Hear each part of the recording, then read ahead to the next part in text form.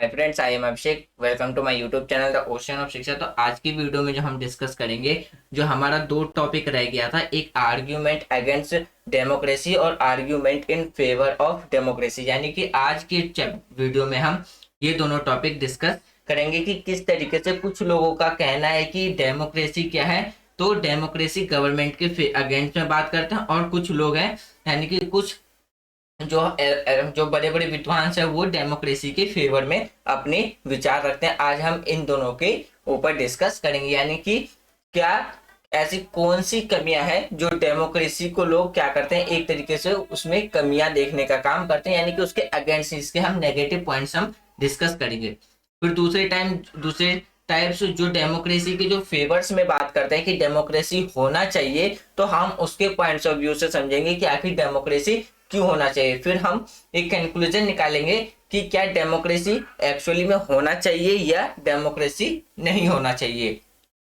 तो इससे पहले हमने दो वीडियो में ऑलरेडी ये जो टॉपिक्स हैं डिस्कस कर लिया है कि डेमोक्रेसी कहते किसे हैं, इसके साइलेंट फीचर्स को डिस्कस कर लिया है। फिर हमने इसके जो डेमोक्रेसी की जो गवर्नमेंट है यानी कि डेमोक्रेटिक गवर्नमेंट है उसकी क्या क्या विशेषता है वो भी हमने डिस्कस कर लिया है, और जो नॉन डेमोक्रेटिक गवर्नमेंट है उसकी भी हमने कैरेक्टरिस्टिक यानी उसके भी फीचर्स हमने ऑलरेडी डिस्कस कर लिया। आज हम इन दोनों टॉपिक्स को डिस्कस करेंगे।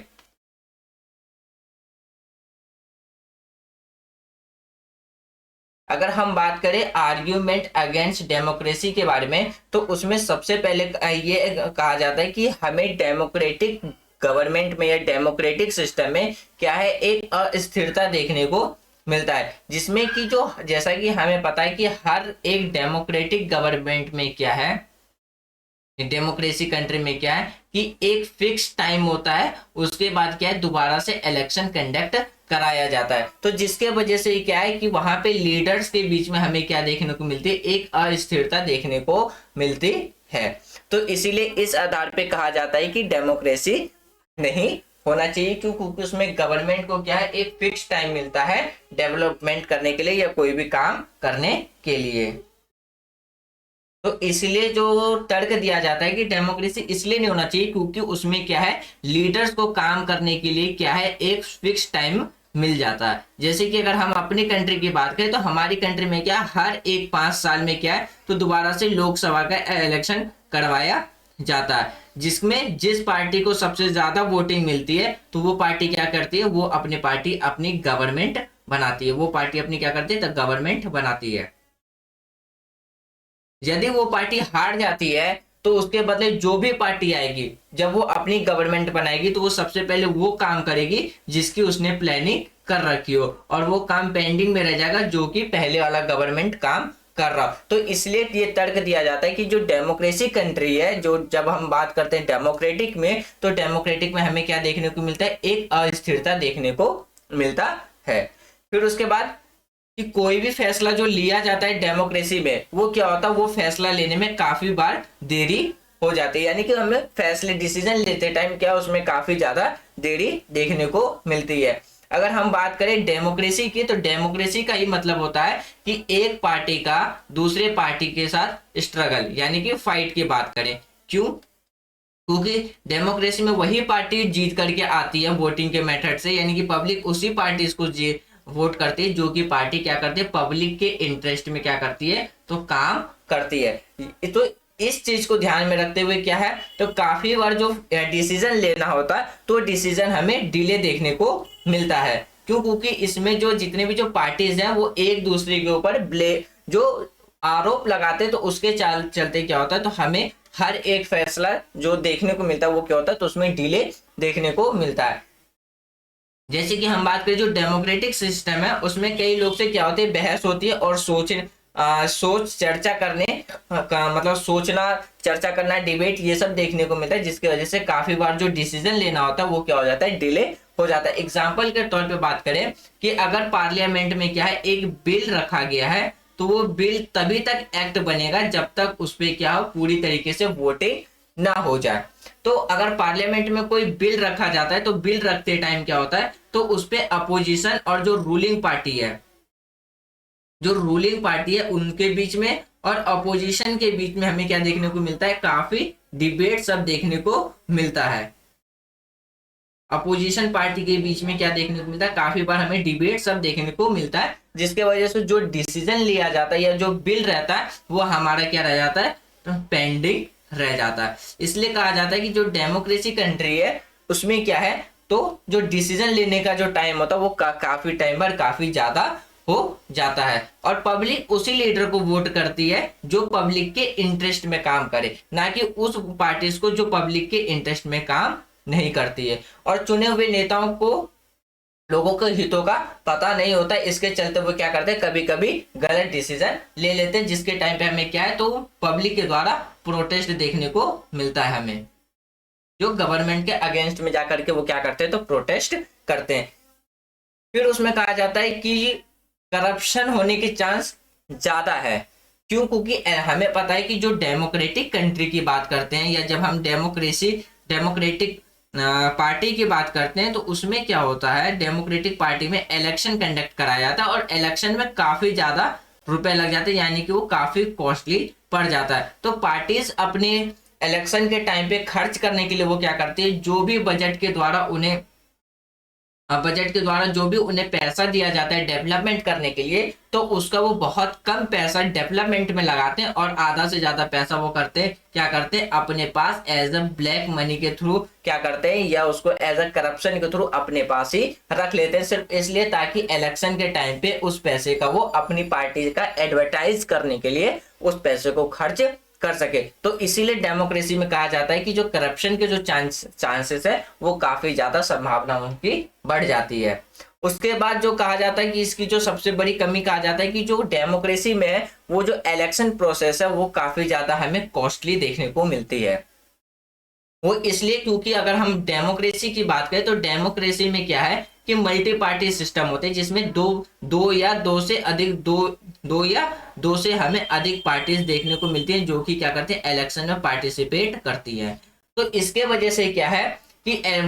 जो हमारा वोटिंग सेंटर होता है उसमें जो वोटिंग सेंटर जो कंडक्ट रखा जाता है, जो जहां जिसके वजह से क्या एक free and fair election conduct कराया जा सके, और प्लस सिक्योरिटी और एडवर्टाइजमेंट में क्या है काफी ज्यादा पैसे देखने को हमें लग जाते हैं, जिसकी वजह से जो इलेक्शन है डेमोक्रेसी में वो काफी ज्यादा कॉस्टली पड़ जाता है।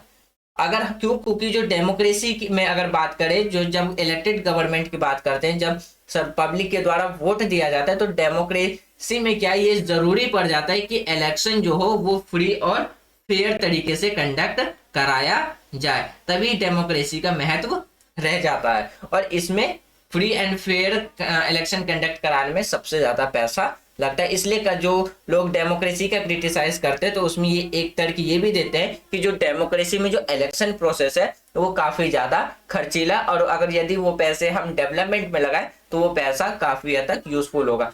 तो जो क्रिटिसाइज करने वाले जो पर्सन होते हैं वो ये तर्क दे करके डेमोक्रेसी का क्रिटिसाइज करते हैं और उसके अगेंस्ट में बात करते हैं। उसके बाद करते हैं कि जो भी डिसीजन लेना होता है कॉमन आदमी के लिए, वो गवर्नमेंट के लिए क्या होता है, काफी ज्यादा डिफिकल्ट पड़ जाता है। यानी कि समान लोगों को चुनने के लिए सरकार चुनने का फैसला लेना कभी कभार क्या होता है, कॉमन पर्सन के लिए कठिन पड़ जाता है। वो ऐसा इसलिए क्योंकि उस टाइम हम पब्लिक को ये समझ में नहीं आता है कि कौन सी पार्टी उनके लिए उनके इंटरेस्ट में रह करके काम करेगी, क्योंकि जैसे ही इलेक्शन का टाइम आता है हर एक पार्टी क्या पब्लिक के इंटरेस्ट को ध्यान में रखते हुए अलग अलग टाइप के प्रोमिसेस करना स्टार्ट कर देते हैं, जिसके वजह से जो एक कॉमन पीपल है यानी कि जिनकी लिटरेसी रेट बहुत ही ज्यादा कम है, तो उनके लिए ये डिफिकल्ट पड़ जाता है कि वो किस पार्टी को वोट दे। तो इस चीज का फायदा पॉलिटिशियन के द्वारा उठा करके क्या किया जाता है, जो भी कॉमन पीपल होते हैं यानी कि जिनकी लिटरेसी रेट बहुत ज्यादा कम होती है, तो उन्हें कुछ पैसे दे करके या उन्हें उनके इंटरेस्ट में रह करके लालच दे करके वो वोट लेने का काम करते हैं। तो उस टाइम पे ये कॉमन पीपल के लिए सबसे ज्यादा डिफिकल्ट पड़ जाता है कि वो किस पार्टी को वोट दे, किस पार्टी को वोट ना दे। अब बात करते हैं कि डेमोक्रेसी के फेवर में जो लोग तर्क देते हैं कि डेमोक्रेसी क्यों बेटर है नॉन डेमोक्रेटिक से, तो उसमें सबसे पहला जो तर्क दिया जाता है वो कहा जाता है कि जो डेमोक्रेटिक गवर्नमेंट है वो अकाउंटेबल होती है किसके, तो पब्लिक के। यानी कि जो पब्लिक के द्वारा जो जनता चुनी जाती है उसके पास जो वो पब्लिक के लिए क्या रहते हैं, तो जवाबदेही रहते हैं। जैसे कि अगर हम बात करें राइट टू इंफॉर्मेशन के बारे में, अगर हम राइट टू इंफॉर्मेशन की बात करें तो इसमें डेमोक्रेसी में ये एक अधिकार मिल जाता है कि एक आम जनता को ये जानने का अधिकार रहता है कि उनकी जो गवर्नमेंट है यानी कि जो रूलिंग पार्टी है वो किस सेक्टर में कितना पैसा खर्च कर रही है और किस सेक्टर में उसने कितना ज्यादा डेवलप किया है। तो इसीलिए कहा जाता है कि जो डेमोक्रेटिक गवर्नमेंट है तो उसमें जो रूलिंग पार्टी है उसको अकाउंटेबल माना जाता है, किसके, तो पब्लिक का अकाउंटेबल माना जाता है। जबकि अगर हम नॉन डेमोक्रेटिक गवर्नमेंट की बात करें, नॉन डेमोक्रेसी की बात करें तो उसमें क्या है, तो जो भी गवर्नमेंट है वो पब्लिक का अकाउंटेबिलिटी नहीं होता, यानी कि अकाउंटेबल सरकार के पास नहीं रहता। तो यानी कि अगर हम चाइना की बात करें तो जिस तरीके के पास हमें राइट टू इंफॉर्मेशन का अधिकार है कि हम अपने सरकार से कुछ भी जानकारी प्राप्त कर सकते हैं कि सरकार ने इस साल जो बजट पास किया उसमें कितना डेवलपमेंट किया और कितना डेवलपमेंट नहीं किया। लेकिन चाइना में ऐसा हमें कुछ भी देखने को नहीं मिलता है क्योंकि चाइना एक नॉन डेमोक्रेटिक कंट्री है, नॉन डेमोक्रेटिक कंट्री है। तो ये एक अधिकार मिल जाता है डेमोक्रेटिक कंट्री में लोगों के पास कि वो सरकार से अपने सवाल जवाब पूछ सके और सरकार लोगों के प्रति वो क्या रहता है, तो जवाबदेही रहता है। दूसरा है कि इसमें चांसेस ज्यादा रहते हैं कि वो जो भी डिसीजन ले वो पब्लिक के इंटरेस्ट में लेकर के, यानी कि पब्लिक के अधिकार को ध्यान में रखते हुए, पब्लिक का जिससे कल्याण हो उस सब चीजों को देख करके वो गवर्नमेंट कोई भी डिसीजन ले, इसकी चांसेस डेमोक्रेसी में ज्यादा रहती है। क्यों? क्योंकि डेमोक्रेसी कंट्री में क्या है, जो भी सरकार चुनी जाती है वो किसके द्वारा चुनी जाती है, तो जनता के ही द्वारा चुनी जाती है। इसलिए सरकार का ये पहला काम बन जाता है कि वो पब्लिक को इंटरेस्ट में यानी कि पब्लिक की भलाई को ध्यान में रखते हुए वो क्या करे, हर एक फैसला डिसीजन ले। फिर उसके बाद क्या, डेमोक्रेटिक कंट्री में फिर देखने को ये मिलता है कि सरकार के द्वारा हर एक सिटीजन्स के जो राइट्स है उसको रिस्पेक्ट दिया जाता है। क्यों? क्योंकि जो सबसे बड़ा अधिकार है वोट, राइट टू वोट देने का, जिसको पब्लिक के पास ये अधिकार रहता है कि वो अपनी सरकार चाहे तो बदल भी सकते हैं या दोबारा से उसी सरकार को चुन सकते हैं। तो इसीलिए सरकार अपनी कंट्री के हर एक सिटीजन्स के मौलिक अधिकार वो मौलिक अधिकार की रिस्पेक्ट करता और उसको ध्यान में रखते हुए सरकार क्या करती है, तो काम करती है। फिर हम बात करें available way to handle differences and conflict, यानी कि डेमोक्रेटिक गवर्नमेंट में क्या देखने को मिलता है, जो भी भेदभाव होते हैं या जो भी टकराव होते हैं, जो भी कन्फ्लिक्ट होती है, तो वो क्या करते हैं, उसको संभालने का काम करते हैं। जैसे कि हमने अभी बात किया कि डेमोक्रेटिक गवर्नमेंट जो चुनी जाती है वो वोट के द्वारा चुनी जाती है, जो आम पीपल यानी कि कॉमन पीपल क्या करती है, तो वोट देती है। तो इसके थ्रू क्या है कि हर एक आदमी को क्या मिल जाता है, तो अपने पसंद की सरकार, अपने पसंद के लीडर को चुनने का अधिकार मिल जाता है, जिसकी वजह से काफी हद तक क्या है, तो हम कॉन्फ्लिक्ट होने से यानी कि जो भी कास्ट के बेस पे या जो भी रिलीजियस के बेस पे जो कॉन्फ्लिक्ट हमें देखने को मिलता है वो काफी हद तक कम हो जाता है। क्यों? क्योंकि सबको वोट देने का अधिकार है और हर एक व्यक्ति अपने इच्छा के अनुसार क्या कर सकता है, अपने पसंद के लीडर को चुन सकता है।